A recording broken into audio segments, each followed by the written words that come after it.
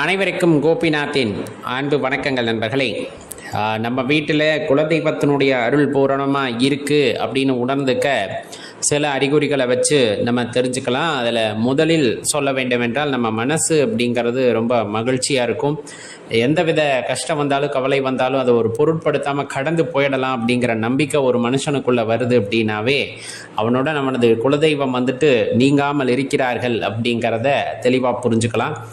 வீட்டில் அதுலேயும் குறிப்பாக பார்த்தீங்க அப்படின்னா, பூஜை அறையில் எப்போதுமே ஒரு நறுமணம் வீசிக்கொண்டே இருக்கும். நீங்கள் யோசிச்சு பாருங்கள், அப்படி நறுமணப் பொருள் எதுவுமே இல்லாத சமயத்திலுமே கூட திடீரென்று ஒரு மனமானது வீச ஆரம்பிக்கும். அந்த மாதிரியெல்லாம் நமக்கு ஒரு அனுபவம் ஏற்படுகிறது. அப்படிங்கும்போது அதெல்லாம் இறைவனை உணர்த்துகின்ற அல்லது அருள் பெரும் ஆற்றலை உணர்த்துகின்ற விஷயமாகவே நம்ம அந்த இடத்துல கருதலாம். வீட்டில் பள்ளி தொடர்ந்து சத்தமிட்டு கொண்டிருக்கும். சில பேர்த்து வீட்டில் பள்ளி இருந்தாலுமே அது ஒலி எழுப்புவதில்லை. ஆனால் அந்த ஒலி எழுப்புவது அப்படிங்கிறது ரொம்ப நல்ல விஷயமாக பெரும்பாலுமான பெரியவர்கள் குறிப்பிடுவாங்க. நாமே அறியாமல் நம்மளுடைய தெய்வத்துடைய பெயரை அடிக்கடி சொல்லிக்கிட்டு இருப்போம். அதாவது பேசணும் அப்படின்னே பேசியிருக்க மாட்டோம். ஏதாவது காரிய நிமித்தமாக பேசி கொண்டு இருக்கும் போது திடீர்னு அந்த இறைவன் அல்லது இறைவியோட திருநாமம் ஞாபகத்துக்கு வரும். அதனால் அந்த பெயர்களை அடிக்கடி உச்சரித்து கொண்டு இருப்போம். இதெல்லாமே அவர்கள் இருப்பதை ஆணித்தனமாக உணர்த்தக்கூடிய வகையில் இருக்கும். நம்ம நினைக்காமலே அடிக்கடி ஆலயத்திற்கு செல்லக்கூடிய அனுபவம் அப்படிங்கிறது ஏற்படும். சில பேர் வீட்டுக்கு பக்கத்தில் தான் குலதெய்வ ஆலயம் இருக்கும், ஆனால் எப்போ போனேன்னு கேட்டால் யோசிப்பாங்க. அந்த மாதிரி இல்லாமல் அடிக்கடி அந்த ஆலயத்திற்கு போகக்கூடிய ஒரு வாய்ப்பு அப்படிங்கிறது ஒருத்தருக்கு கிடைக்குது. அப்படிங்கும்போது அது அந்த இறைவனுடைய அருளை பூரணமாக பெற்றவங்களுக்கு மட்டுமே கிடைக்கக்கூடியது அப்படிங்கிறத தெரிஞ்சுக்கலாம். அதே போல் அங்கே செய்கின்ற சேவை, நம்ம ஆலயத்துக்கு போகிறோம் வர்றோம் அப்படிங்கிறது வேற, அங்கே இருக்கக்கூடிய சின்ன சின்ன சேவைகளை செய்வதற்கான வாய்ப்பு கிடைக்குது. அப்படிங்கும் போதும் கண்டிப்பாக நம்ம தெரிஞ்சுக்கலாம். இப்போ பூ கட்டிக்கிட்டு இருக்காங்க, அதில் நம்மளும் போய் பங்கெடுக்கிறோம். அங்கே பிரசாதம் செஞ்சுக்கிட்டு இருக்காங்க, அதில் நாமும் பங்கெடுக்கின்றோம். அப்படிங்கும் போதெல்லாம் அதெல்லாம் ஒரு பெரிய பாக்கியமாகவே கருதப்படுவது தான். சில பேர்த்துக்கு கனவுல உணர்த்துவாங்க. தன்னோட இருப்பையும் சரி, அடுத்து என்ன நடக்க போகுது அப்படிங்கிற சில விஷயங்களையும் சரி கனவின் மூலமாக உணர்த்துவார்கள். சில பேருக்கு அசரீரி வழியாக, அதாவது ஒரு ஒளி வடிவமாக அவர்களுடைய இருப்பை உணர்த்துவாங்க. சில பேர் சொல்ல கேள்விப்பட்டதும் உண்டு, ஒரு ஒளி போல, ஒரு உருவம் போல அடியேன் பார்த்திருக்கின்றேன் அப்படின்னு சொல்லியிருப்பதெல்லாம் கேட்டிருக்கோம். அப்படிங்கும் போது அந்த வகையில் அவர்களுடைய இருப்பை உணர்த்துவார்கள். ஆலயத்துக்கு போகிறோம், சாமி கும்பிட்டுக்கிட்டு இருக்கோம், திடீர்னு மலர்கள் கீழே உதிர்ந்து விழுவது, அதே போல் நம்மளுக்கு தேவக்கனியான எலுமிச்சம்பனி கொடுக்கப்படுவது, இந்த மாதிரி சில விஷயங்களை வச்சு இறைவன் நம்முடனே இருக்கிறார் அப்படிங்கிறதையும் உணர்ந்து கொள்ளலாம். நமக்கு சில விடை தெரியாத கேள்விகள் மனதுக்குள்ளே இருக்கும். அந்த கேள்விகளுக்கெல்லாம் விடை எப்பொழுது கிடைக்கும் என்று கேட்டாலும், இந்த உலகத்திலே ரொம்ப உன்னதமான நிலை யாது அப்படின்னு கேட்டாலும் ஒரே விடை தான் அங்கு இருக்கும் என்றால் அது மௌனம் அப்படிங்கிறது. ரொம்ப சாதாரணமாக கடந்து போயிடாதீங்க. மௌனம் அப்படிங்கிறது பல விடையில்லாத கேள்விகளுக்கு விடையளிக்கக்கூடியது அப்படிங்கிறத தெளிவாக தெரிஞ்சுக்கணும். மௌனம் அப்படிங்கிறது நிதானத்தை கொடுக்கக்கூடியது அப்படிங்கிறதையும் நம்ம உணர்ந்திருப்போம். மௌனம் அப்படிங்கிறது கோபத்தை போக்கக்கூடியது அப்படிங்கிறதையும் தெரிஞ்சிருப்போம்.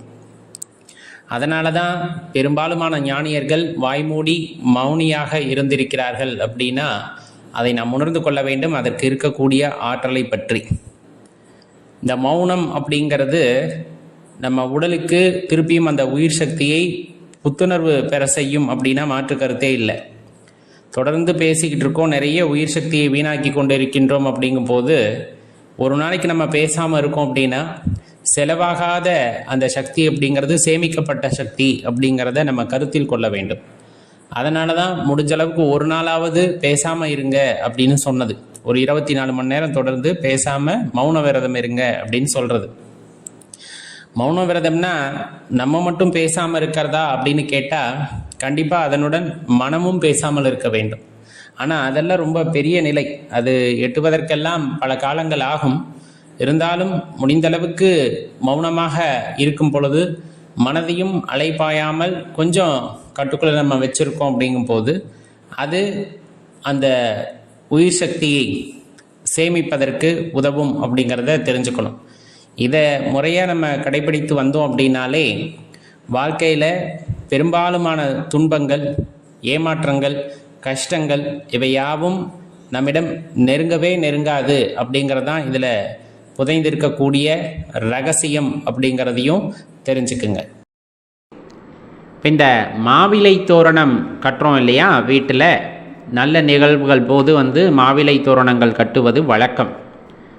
அதில் ஏன் கட்டணும், எப்பையெல்லாம் கட்டணும் அப்படிங்கிற விஷயத்தை ரொம்ப பொறுமையாக கேளுங்க.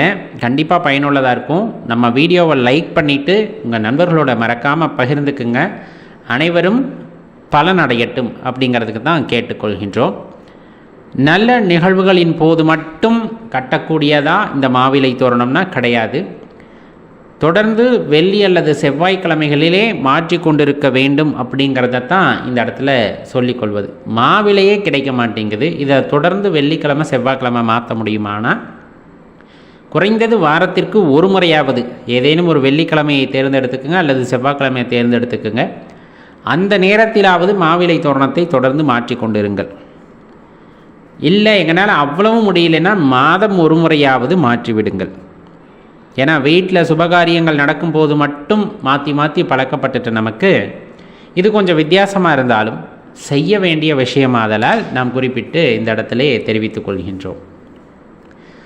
நல்ல விஷயங்கள் நடக்கும்போது மங்களகரமாக மாவிலை தோரணம் இருப்பது வாஸ்தவம்தான். இது செவ்வாய் மற்றும் வெள்ளிக்கிழமைகளிலே நீங்கள் நிலைவாசல் பூஜை அப்படிங்கிறது செய்யணும். அப்படி செய்யறதுக்கு முன்னாடி நிலவை துடைத்து விட்டு தலைவாசலை நல்லா துடைச்சிட்டு மேலே மாவிலை தோரணம் கட்டணும். அது எப்படி கட்டணும் அப்படின்னா, பருத்தி நூல் இருக்கு இல்லையா, பருத்தி நூல், அந்த பருத்தி நூலை நல்லா எடுத்து அதில் மஞ்சள் நல்லா தடவி மஞ்சள் கயிறாக மாற்றி நல்ல கனமாக மாற்றி அதன் பின்பு நல்ல கழுவிட்டு மாவிலைகளை நல்ல கழுவிட்டு அந்த மாவிலைகளை ஒவ்வொன்றாக கோர்க்க வேண்டும். கோர்த்து அதை நிலைவாசலிலே கட்டும் பொழுது வீட்டுக்குள்ளே வருகின்ற எதிர்மறை சக்திகளை அது தடுத்து நிறுத்தும். முதலில் தெரிந்து கொள்ள வேண்டிய விஷயம், மாசுக்கள் வீட்டுக்குள் வராமல் தடுத்து நிறுத்தும். மாசுனா அந்த நுண்கிருமிகள் மாதிரி தூசி இதெல்லாம் இருக்கு இல்லையா, அதெல்லாம் உள்ளே வராமல் தடுத்து நிறுத்தக்கூடிய ஆற்றல் படைத்தது அப்படின்னு நம்ம உறுதியாக சொல்லலாம். இப்போ இந்த மாவிலை தோரணத்தை தொடர்ந்து பயன்படுத்துவதன் மூலமாக நீங்கள் நிலைவாசல் பூஜை செய்துவிட்டு இந்த மாவிலை தோரணத்தை தொடர்ந்து மாற்றிக்கொண்டே இருக்கிறீர்கள் போது வீடு பார்த்திங்கன்னா ஒரு புத்துணர்ச்சியாக இருக்கும். இதை நீங்கள் கண்கூட உணர முடியும். இன்னும் கொஞ்சம் முடிஞ்சதுன்னா நிலைவாசல் பூஜையின் போது நிலைவாசலுக்கு நல்ல வாசனையான மலர்களை வாங்கி சாற்றுங்கள். வாசனையான மலர் வீட்டு வாசலில் இருக்கணும். நீங்கள் உள்ளே போகும்போதே மனமானது அப்படியே அமைதியாகிடும். வீட்டுக்குள்ளே போகும்போது அந்த வாசத்தோடு போகும்போது எவ்வளவு கோபமாக போனாலும் மனம் அமைதியாகிவிடும். எவ்வளவு எதிர்மறை ஆற்றலுடன் ஒருத்தர் வந்தாலும் இந்த இடத்திற்கு மேலே அந்த எதிர்மறை ஆற்றலானது வீட்டுக்குள் வராது. தீய சக்திகள் வீட்டுக்குள்ளே அண்டாது. வீடு சுத்தமாக இருக்குது, நிலைவாசல் சுத்தமாக இருக்குது, மாவிலை தோரணம் கட்டியிருக்கோம். அப்படிங்கும்போது எதிர்மறை சக்திகளோ தீய சக்திகளோ வீட்டிற்குள் வரவே வராது அப்படிங்கிறத தெளிவாக தெரிஞ்சுக்கணும். எப்போயெல்லாம் மாற்றணும் நம்ம தொடர்ந்து சொல்லிட்டோம். செவ்வாய் வெள்ளிக்கிழமையில் தொடர்ந்து மாற்றி கொண்டிருங்க. என்னால் தொடர்ந்து எல்லா செவ்வாய் வெள்ளியும் மாற்ற முடியாதுன்னா வாரத்திற்கு ஒரு நாள் வெள்ளிக்கிழமை அப்படின்னா மாற்றி பழக்கப்படுத்தி கொள்ளுங்கள். அதுவும் முடியலையா மாதத்திற்கு ஒரு முறையாவது கட்டாயமாக மாற்றிடுங்க. கட்டாயமாக மாற்றிடுங்க. நம்ம தை மாதத்துக்கு மாற்றி பழக்கமாயிடுச்சு. இல்லைன்னா வீட்டில் கல்யாணம் வேறு ஏதாச்சும் சுபகாரியங்கள்னால் மாற்றி பழக்கமாயிடுச்சு. அப்படி இருக்கக்கூடாது. மாதம் ஒரு முறையாவது நீங்கள் அந்த மாவிலை தோரணத்தை வீட்டிலே மாற்றி அதுக்கு பூஜை பண்ணுங்கள். நல்ல சாம்பிராணி இதெல்லாம் கொடுத்து அந்த நிலைவாசலுக்கு பூஜை பண்ணிங்கன்னா அவ்வளவு அற்புதமாக இருக்கும். வீடு அந்த எனர்ஜி அப்படின்னு சொல்லுவோம் இல்லையா, பாசிட்டிவ் எனர்ஜின்னு அதை வழியாக நீங்கள் பார்க்கும்போது பச்சையாக அந்த இலையை பார்த்துட்டு அப்படியே உள்ளே போகும்போது மனமானது அமைதியானதாக இருக்கும். உள்ளே ஆற்றல்கள் நிறைந்து இருக்கும். வீட்டுக்குள்ளே நேர்மறை ஆற்றல்களை ஈர்க்கும், எதிர்மறை ஆற்றல்களை அப்படியே புறம் தள்ளக்கூடிய ஆற்றல் படைத்தது. அப்படிங்கிறனால தான் சொல்கிறது நிலைவாசல் பூஜை பண்ணுங்கள், மாவிலை தோரணம் கட்டுங்க. அதுவும் தொடர்ந்து காய எடுத்து தூக்கி போட்டு கட்டிக்கிட்டே இருங்க. காய விடாதீங்க. காஞ்சி போச்சுன்னா அது எதிர்மறை ஆற்றலை ஈர்க்கும். இப்போ துளசிக்கும் வில்வத்துக்கு மட்டும் அந்த காஞ்சி போனால் அந்த தன்மை கிடையாது, அதை பயன்படுத்தலாமாங்க. மற்றபடி எந்த இலையாக இருந்தாலும் சரி காஞ்சி போச்சுன்னா தூக்கி போட்டு புதுசு தான் மாற்றணும். அதனால தான் சொல்கிறது, காய காய என்ன பண்ணணும் அப்படின்னா அதை மாற்றிட்டு புதுசு மாற்றிக்கிட்டே இருந்தீங்கன்னா வீடு அற்புதமானதாக இருக்கும், மகாலட்சுமி கடாட்சம் உடையதாக இருக்கும். உண்மையிலேயே உங்களால் அந்த ஒரு உணர்வை உங்களால் உணர முடியும். நண்பர்களே, மறக்காமல் இந்த பதிவு உங்கள் நண்பர்களோட பகிர்ந்துக்குங்க. இந்த வீடியோவை லைக் பண்ணிடுங்க. நன்றி, வணக்கம்.